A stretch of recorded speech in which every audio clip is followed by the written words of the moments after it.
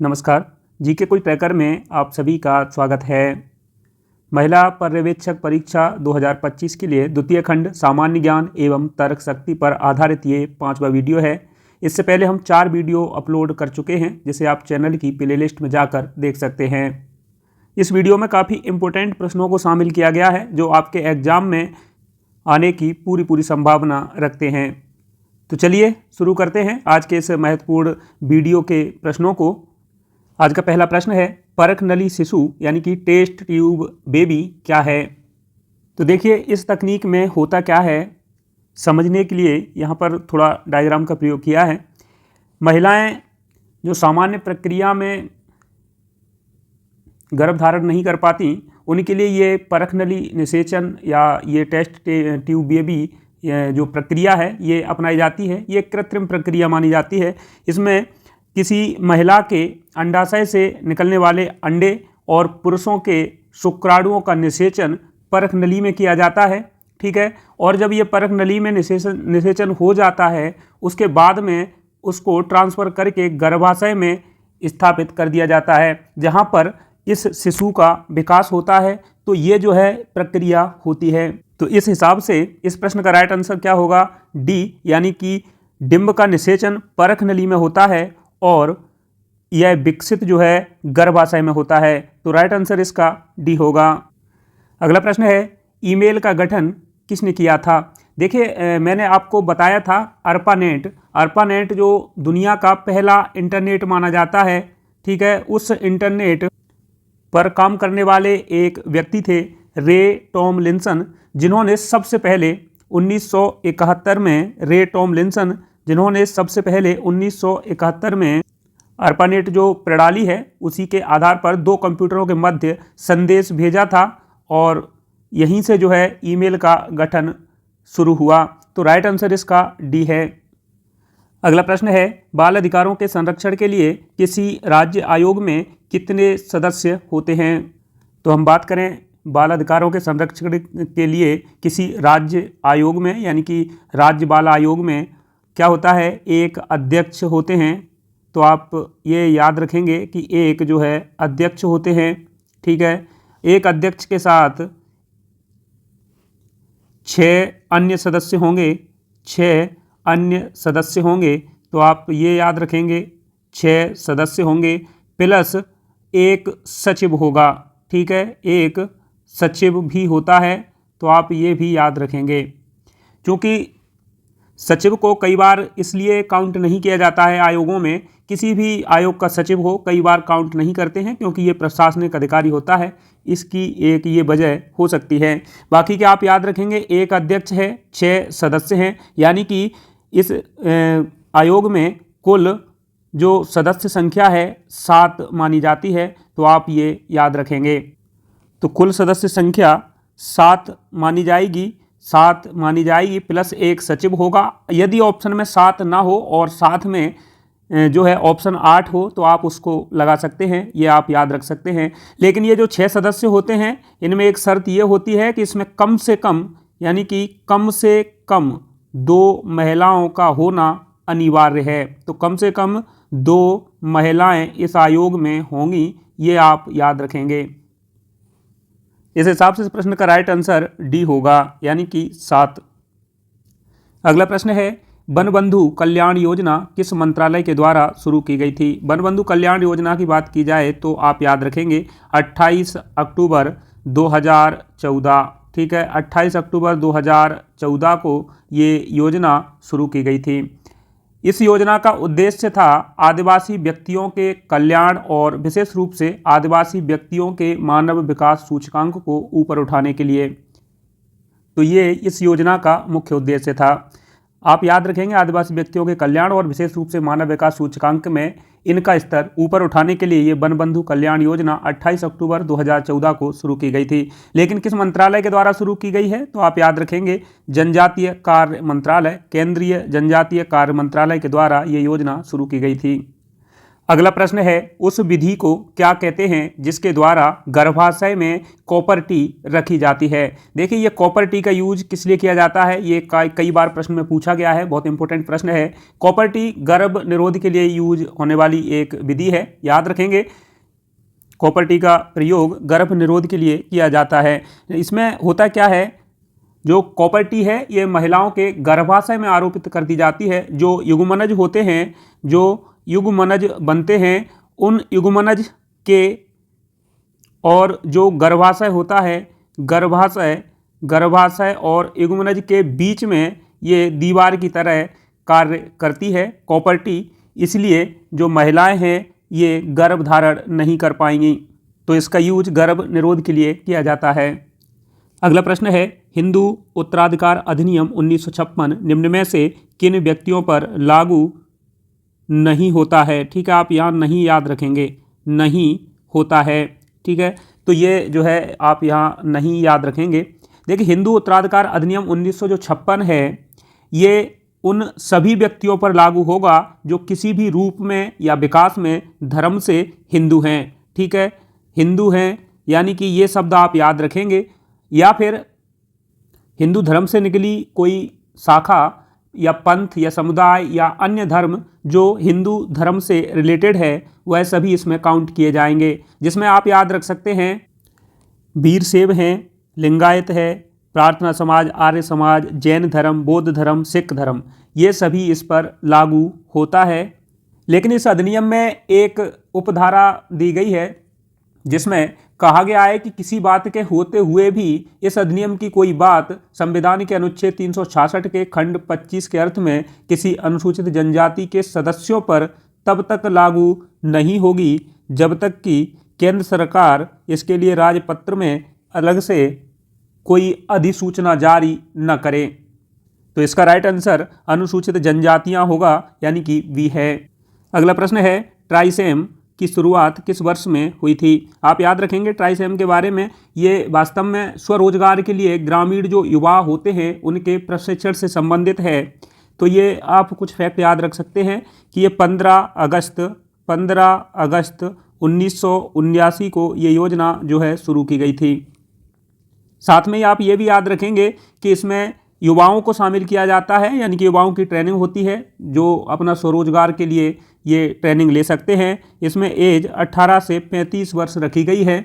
तो ये फैक्ट कुछ याद रखने योग्य हैं और ग्रामीण विकास से ये संबंधित योजना है।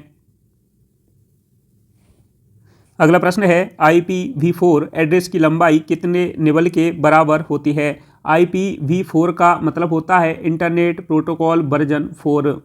तो ये आप याद रखेंगे। साथ में आप याद रखेंगे कि ये जो IPv4 एड्रेस होता है इसकी लंबाई बिट्स में, अगर देखें इसकी लंबाई की बात करें तो बिट्स में 32 बिट्स होती है। ठीक है, 32 बिट्स होती है। या थोड़ा सा आप याद रखेंगे कि जो कंप्यूटर में डेटा मापने की सबसे छोटी इकाई होती है ये बिट है।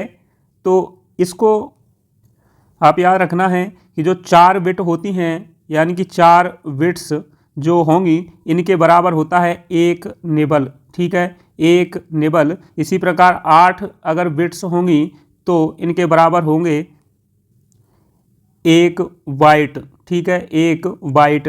तो ये कुछ फैक्ट हैं जिसे आप याद रख सकते हैं। 4 बिट्स के बराबर 1 निबल है तो 32 बिट्स के बराबर कितना होगा, 8 निबल होगा। यानी कि इसका राइट आंसर क्या होगा, राइट आंसर ए होगा। आपसे बिट्स में भी पूछा जा सकता है, आपसे बाइट में भी पूछा जा सकता है, निबल में भी पूछा जा सकता है, तो आप इसी के अकॉर्डिंग याद रखेंगे।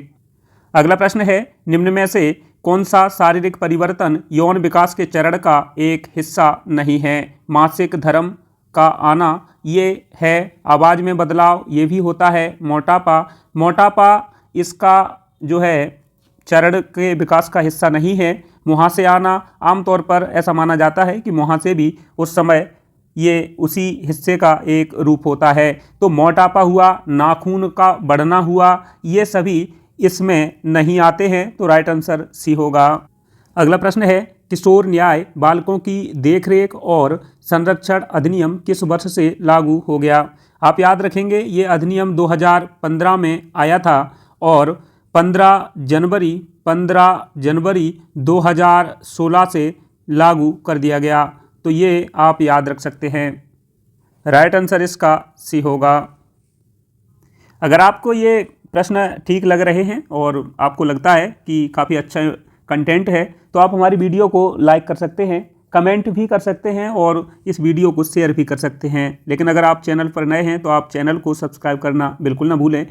साथ में ही अगर आप इस वीडियो की PDF चाहते हैं तो वीडियो के डिस्क्रिप्शन में जो लिंक दी गई है टेलीग्राम की, वहाँ पर जा कर के आप इसे प्राप्त कर सकते हैं। एक जानकारी मैं देना चाहूँगा, ये आज के ही दिन शाम को 5 बजे एक हमारा अन्य वीडियो आने वाला है जिसमें महिलाओं एवं बच्चों से संबंधित संवैधानिक जो प्रावधान हैं उन सभी प्रावधानों को एक ही वीडियो में कवर कर लूँगा। तो आप उसे देखना बिल्कुल ना भूलें क्योंकि वहाँ से 2 से 3 प्रश्न आपके एग्जाम में बनने की पूरी संभावना रहेगी। तो चलिए शुरू करते हैं। अगला प्रश्न, जिला अधिकारी निम्न में से किसका अध्यक्ष होता है? तो इनमें से आप याद रखेंगे जो जिला परिषद ग्राम सभा होती है, जिला परिषद की जो ग्राम सभा होती है उसका जो है अध्यक्ष जिलाधिकारी होता है। अगला प्रश्न है, दहेज निषेध अधिनियम 1961 के अंतर्गत निम्न में से कौन सा दहेज की श्रेणी में आएगा? देखिए दहेज की श्रेणी में जो दिया गया है उसमें कहा गया है दुल्हन के माता पिता के द्वारा दूल्हे के लिए प्रत्यक्ष या फिर अप्रत्यक्ष रूप से यानी कि डायरेक्ट दिया जाए या फिर इनडायरेक्ट दिया जाए कोई भी संपत्ति या मूल्यवान प्रतिभूति सुरक्षा देना या देने के लिए राजी होना, ये भी दहेज की श्रेणी में आएगा। ठीक है। दूसरा फैक्ट ये है कि दुल्हन के माता पिता के द्वारा दुल्हन के लिए, देखिए कई बार क्या होता है कि जब ऐसी कोई कंडीशन लागू होती है तो बोल दिया जाता है कि हम तो अपनी लड़की के लिए दे रहे हैं, तो उस उद्देश्य के लिए भी है। इसमें कहा गया है भले ही दुल्हन के लिए ही दिया गया हो, चाहे डायरेक्ट दिया गया हो या फिर अप्रत्यक्ष रूप से यानी कि इनडायरेक्ट रूप से दिया गया हो, ये संपत्ति हो या फिर मूल्यवान कोई प्रतिभूति सुरक्षा हो, देना है या फिर देने के लिए राजी होना है, ये सभी चीज़ें जो है दहेज की श्रेणी में आएंगी। यानी कि राइट आंसर इसका सी होगा। ए और बी दोनों सही हैं। अगला प्रश्न है, स्वास्थ्य भारत अभियान की शुरुआत कब हुई थी? तो देखिए ये प्रश्न जो है आप डेट के लिए याद रखेंगे, 2014 में स्वास्थ्य भारत अभियान की शुरुआत की गई थी। अगला प्रश्न है, मानव शरीर में पाई जाने वाली निम्न में से कौन सी ग्रंथि एक अंतःस्रावी ग्रंथि नहीं है? तो आप याद रखेंगे कुछ अंतःस्रावी जो ग्रंथियाँ होती हैं, तो ये जो है अंतःस्रावी कुछ ग्रंथियां हैं, अधिवृक्क ग्रंथि, पीयूष ग्रंथि, थायराइड, अग्नाशय, पीनियल ग्रंथि, डिम्ब ग्रंथि और अंड ग्रंथि, ये सभी जो है जो अंतःस्रावी ग्रंथियां होती हैं ये हैं। लेकिन आप याद रखेंगे लार ग्रंथि ये अंतःस्रावी ग्रंथि नहीं है। तो राइट आंसर डी है। देखिए यहाँ बताने को तो बहुत कुछ बताया जा सकता है लेकिन वीडियो काफ़ी लंबी हो जाती है, इसके वजह से थोड़ा सा हम ध्यान रखते हैं कि जितना कम हो सके, कम टाइम में जितना बताया जा सकता है उतना बताया जाए। अगला प्रश्न है, निम्न में से कौन सा एंटीवायरस सॉफ्टवेयर नहीं है? तो इनमें से कौन सा एक जो है एंटीवायरस सॉफ्टवेयर नहीं है? आप याद रखेंगे मैकेफी जो ये एंटीवायरस सॉफ्टवेयर है, तो ये बिल्कुल इसका सही आंसर नहीं होगा। कास्पेरस्की ये भी राइट आंसर नहीं होगा क्योंकि ये भी एक एंटीवायरस सॉफ्टवेयर है। नॉर्टन की बात करें तो ये भी एंटीवायरस सॉफ्टवेयर है। लेकिन ओरेकल ये एंटीवायरस सॉफ्टवेयर नहीं है, ये डेटाबेस प्रबंधन सिस्टम होता है। तो राइट आंसर इसका सी है। अगला प्रश्न है, विकलांग व्यक्ति अधिनियम कब आया था? विकलांग व्यक्ति अधिनियम की बात करें तो इसमें 18 वर्ष तक के व्यक्तियों के लिए निःशुल्क जो है शिक्षा का प्रावधान किया गया है। तो आप याद रखेंगे निःशुल्क एवं अनिवार्य शिक्षा लिखेंगे। यहाँ अनिवार्य शिक्षा का प्रावधान है कितने वर्ष तक के विकलांग व्यक्तियों के लिए है? 18 वर्ष तक के। ये अधिनियम कब आया था? 1995 में। तो राइट आंसर इसका सी होगा। अगला प्रश्न है, स्वतंत्र भारत में प्रथम शिक्षा नीति किस वर्ष आई थी? तो ये जो प्रथम शिक्षा नीति है आप याद रखेंगे ये 1968 में आई थी। राइट आंसर इसका डी होगा। लेकिन आप याद रखेंगे ये जो है प्रथम थी तो ये दूसरी है। अभी हाल ही में किस वर्ष में नई शिक्षा नीति आई है? तो आप ये हमें कमेंट में बताएंगे। नई शिक्षा नीति अभी हाल ही में जो आई है तो आप बताएंगे कि ये किस वर्ष में आई है। ठीक है, तो राइट आंसर इसका आप कमेंट में हमें बता सकते हैं। अगला प्रश्न है, पुरुष शरीर के किस अंग को एडम का एप्पल कहा जाता है? देखिए, जो एडम का एप्पल होता है, ये जो पुरुषों का थायराइड कार्टिलेज होता है उसका अग्रभाग जो लीरिंग्स या स्वर यंत्र जिसे हिंदी में बोल सकते हैं उसको घेरे रहता है, उसी को हम कहते हैं क्या? एडम का एप्पल, यानी कि ये है कंठ या टेटुआ। राइट आंसर है डी। अगला प्रश्न है, मानव शरीर के किस भाग में अंकुर यानी कि बिलाई, ठीक है, हिंदी में जैसे अंकुर बोलेंगे, ये आमतौर पर बिलाई के रूप में आप याद रखेंगे, मौजूद होते हैं? बिलाई कहाँ पाए जाते हैं? तो देखिए, जो बिलाई होते हैं आप ये याद रखेंगे, ये छोटी आंत में होते हैं। छोटी आंत में ये जो है उपस्थित होते हैं। छोटी आंत की जो श्लेष्म का क्षेत्र है वहाँ पर ये अंगुली के आकार की संरचना होती है, जिसे हम बिलाई कह सकते हैं। इसका मुख्य कार्य होता है, आप ये याद रखेंगे, काफ़ी इंपॉर्टेंट है, बहुत पूछा जाता है, पचे हुए भोजन का अवशोषण करना। पचे हुए भोजन का अवशोषण करना ये बिलाई का मुख्य कार्य होता है, ठीक है, तो ये आप याद रखेंगे, अवशोषण करना ये बिलाई का मुख्य कार्य होता है।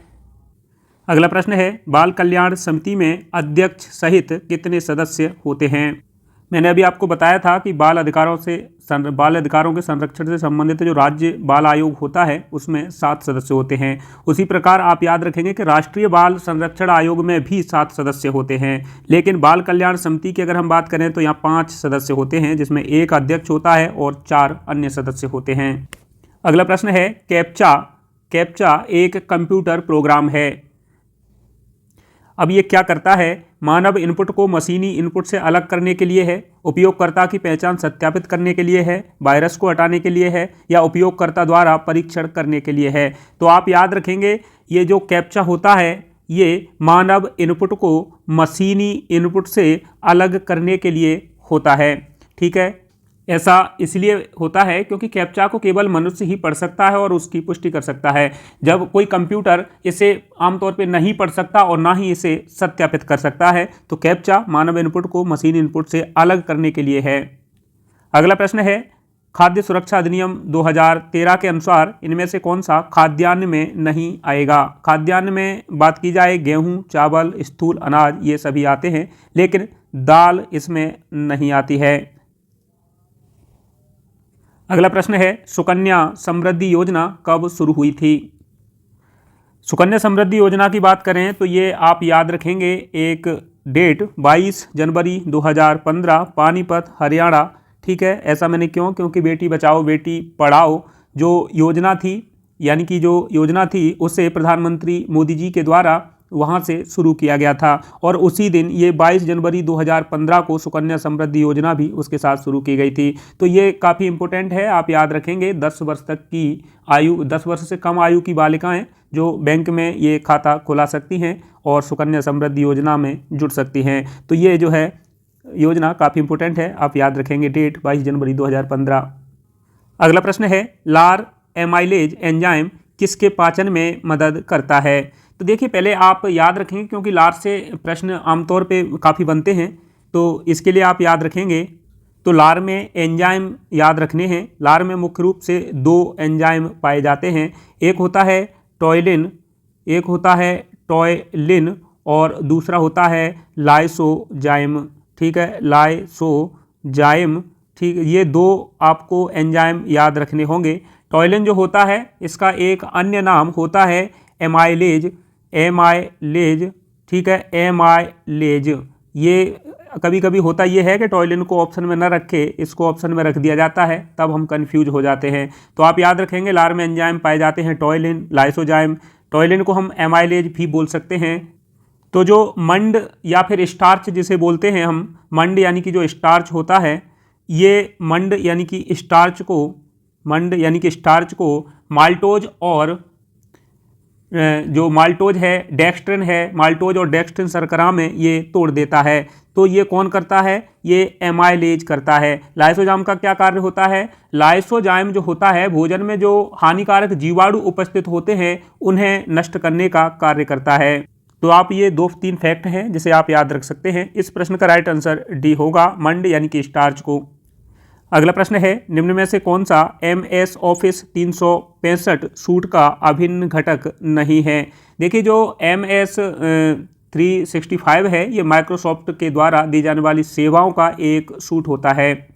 इसमें विभिन्न घटक शामिल होते हैं, जैसे MS वर्ड है, MS एक्सेल है, MS आउटलुक है, साथ में ही आप याद रखेंगे MS पावर पॉइंट है, ठीक है, पावर पॉइंट है, साथ में ही आप याद रखेंगे MS एक्सेस है, MS एक्सेस है। ये सभी जो है MS ऑफिस 365 सूट के अभिन्न हिस्से होते हैं, लेकिन MS पेंट इसका हिस्सा नहीं है, तो राइट आंसर सी है।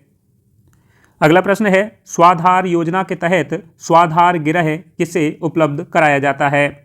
देखिए जो स्वाधार ये योजना है, इस योजना की शुरुआत 2001-2 में हुई थी। 2001-2 में ये योजना की शुरुआत की गई थी। तो आप ये याद रखेंगे, इसके तहत स्वाधार गृह होते हैं, ठीक है, जिसमें किसी भी कारण से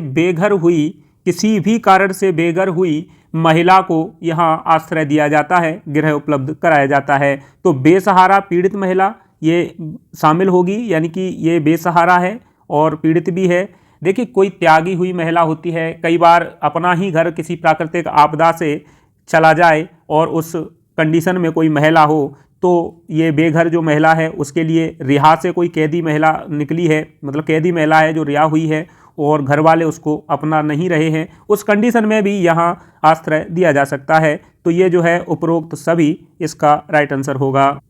अगला प्रश्न है, राष्ट्रीय महिला आयोग के अध्यक्ष एवं सदस्यों का कार्यकाल कितना होता है। राष्ट्रीय महिला आयोग के अध्यक्ष एवं जो सदस्य हैं इनका कार्यकाल 3 वर्ष या फिर 65 वर्ष की आयु तक, जो भी पहले हो, ये जो है उनका कार्यकाल होगा। तो राइट आंसर सी है। अगला प्रश्न है, national mission for empowerment of women कब प्रारंभ किया गया था। तो देखिए जो महिला हैं, महिलाओं के आर्थिक सामाजिक, ठीक है, आर्थिक सामाजिक एवं शैक्षिक सशक्तिकरण से संबंधित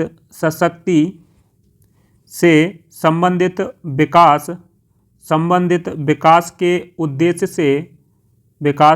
उद्देश्य से ये जो मिशन है ये 2010 में शुरू किया गया था। तो राइट आंसर बी है, आप बाकी ये भी याद रखेंगे। अगला प्रश्न है, साक्षर भारत मिशन कब प्रारंभ हुआ था। देखिए आप इसके लिए थोड़ा सा ये भी याद रखेंगे कि राष्ट्रीय साक्षरता मिशन ये क्या है, ये 1988 में शुरू किया गया था। इसका उद्देश्य वही था जो आज है साक्षर भारत मिशन, यानी कि निरक्षरता को मिटाना। 1988 में ये शुरू किया गया था। अब इसका पुनर्गठन करके 2009 में इसे जो नाम दिया गया है साक्षर भारत मिशन कर दिया गया है। तो राइट आंसर इसका 2009 होगा। लेकिन अब जो इसका उद्देश्य है थोड़ा सा बदला है। इसका उद्देश्य आप याद रखेंगे, जो साक्षर भारत मिशन है, शिक्षा के क्षेत्र में लिंग असमानता को दूर करना, ये इसका अब उद्देश्य है। तो आप इतना फैक्ट जो हैं इन्हें याद रखेंगे। अगला प्रश्न है, निम्न में से किस कीबोर्ड शॉर्टकट का उपयोग MS वर्ड में रीडू ऑपरेशन करने के लिए किया जाता है। तो रीडू के लिए कौन सा शॉर्टकट की का उपयोग कर सकते हैं। कंट्रोल प्लस बाई जो है इसका उपयोग किया जा सकता है। अगला प्रश्न है, थायरॉक्सिन हार्मोन के निर्माण के लिए किस खनिज की आवश्यकता होती है। ये जो थायरॉक्सिन हार्मोन है, आप याद रखेंगे कि इसका जो स्रावण होता है, यानी कि ये थायराइड ग्रंथि से होता है। थायराइड ग्रंथि से ये जो है निकलता है, ठीक है। साथ में आप याद रखेंगे ये सबसे बड़ी अंतःस्रावी ग्रंथि है। तो ये भी आप याद रख सकते हैं, सबसे बड़ी अंतःस्रावी ग्रंथि है, ठीक है, क्योंकि ये भी कई बार एग्जाम में पूछी जाती है। तो ये आप याद रखेंगे। साथ में ही आप याद रखेंगे कि इसमें जो है इसके निर्माण के लिए सबसे ज़्यादा इम्पोर्टेंट होता है आयोडीन। यदि आयोडीन उतना पर्याप्त मात्रा में नहीं मिल पाता है तो घेंगा नामक रोग हो जाता है। ये भी आप याद रखेंगे। अगला प्रश्न है, नई राष्ट्रीय बाल नीति के अनुसार कितने वर्ष तक की आयु के व्यक्ति को बालक माना गया है? तो देखिए, जो नई राष्ट्रीय बाल नीति है ये बच्चों के विकास, सुरक्षा एवं कल्याण के लिए 2012 में बनी थी। अप्रैल 2013 में इसको मंजूरी दे दी गई। तो आप याद रखेंगे, अप्रैल 2013 जब इसको मंजूरी दे दी गई। 18 वर्ष से कम उम्र के व्यक्ति जो होंगे ये इसमें बालक माने जाएंगे। तो राइट आंसर बी होगा।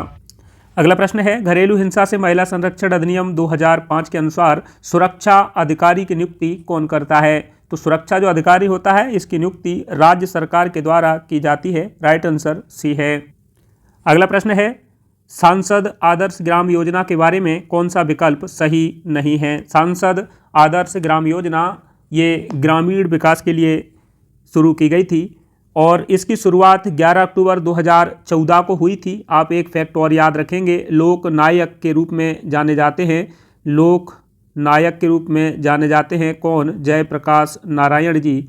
ठीक है, तो जयप्रकाश नारायण के जन्म दिवस, ठीक है, लोकनायक जयप्रकाश नारायण के जन्म दिवस 11 अक्टूबर 2014 को ये योजना शुरू की गई थी।